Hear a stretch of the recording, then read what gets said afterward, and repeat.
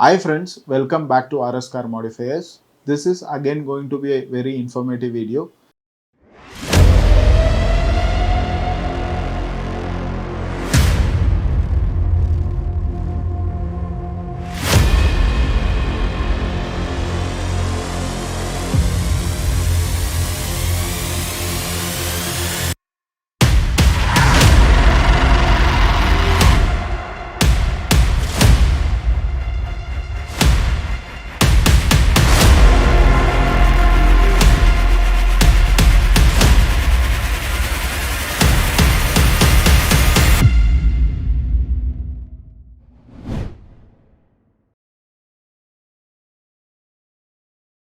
So there is so many queries we get every day and we do a lot of audio in lot of vehicles about a DSP. So the most of the people are only aware about four speakers, an amplifier and a subwoofer.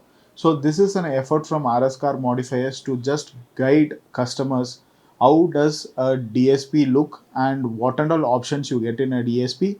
And I have various brands. I'm not here to promote a particular brand. I'm here to promote what a DSP is basically going to enhance the music.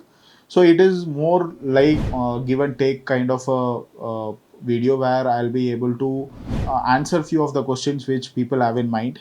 So the first question which most of the people have in mind, whether a DSP is basically required. So I just want to say DSP is a digital signal processor.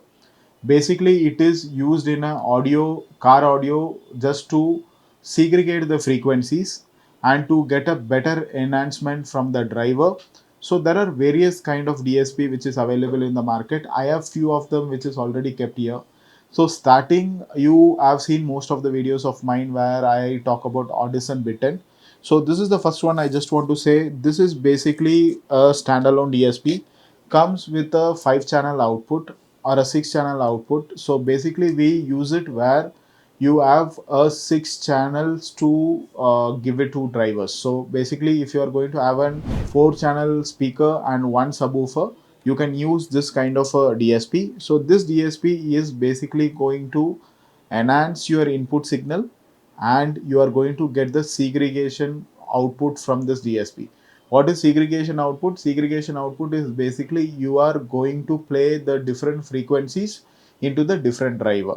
What I mean by a different frequency, different driver, suppose if you have a 4 channel speaker and a subwoofer which is driven through a 5 channel amp, so we are going to segregate 5 channel output from the DSP. So each of the channel will go to each of your drivers. That means if I am going to give this to a mid woofer, I'll be able to send a frequency from 80 Hz to 500 Hz to this mid woofer.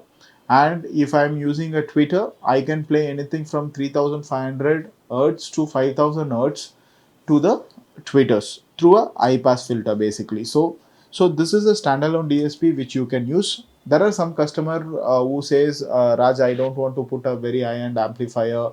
Can I use a DSP itself to drive the speaker? So if that is the case, there are DSPs which comes basically with a inbuilt amplifier also. So few of the basic things which you get is this fireball from Ara. Again, this comes with a 4 channel amp and a 6 channel DSP output. So when you are again going to have a 4 channel amp which will enhance a better enhancement of the gain of the speaker, so that can be done. So suppose you say no, I want a 3-way in the front and a passive 2-way in the backside and a subwoofer. So there are many customer who wants to do a active 3-way in the front and go with a coaxial speaker in the back with a subwoofer. For them, what we have is a 8 channel output DSP. So this is basically from Zapco. It is called the Zapco Duke. So comes with a 4 channel amplifier and a 8 channel DSP. So these kind of DSPs are basically a basic kind of DSPs. Yes, it is going to enhance your existing setup for sure, but we don't have much options to tune it to a great level output. So these are basically an enhancer which you already having a system which is a passive with you. So we can make that active through these kind of a DSP. So now what I'm going to actually explain you is an IN kind of a DSP. So in this I have kept two brands here. one is from JL Audio, the other one is from Audison. So in this, I just want to show you the one from JL Audio is basically a 8 channel DSP.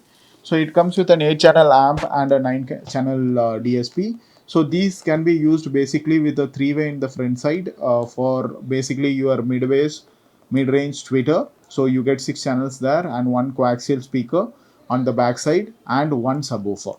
So these are very high end, wherein we can do a complete RTA tuning in this DSP. You can do a input de-equalization as well in this. So this is something which is catering to a 8 channel. So again we have in brand of Audison as well. So the next one which I'm going to show is if you are going to have a 14 driver DSP. So and this is again from Audison, which is Audison 8.14, comes with a 8 channel amp and a 14 channel DSP. So we can use the other 6 channel of DSP and drive 14 drivers basically in this.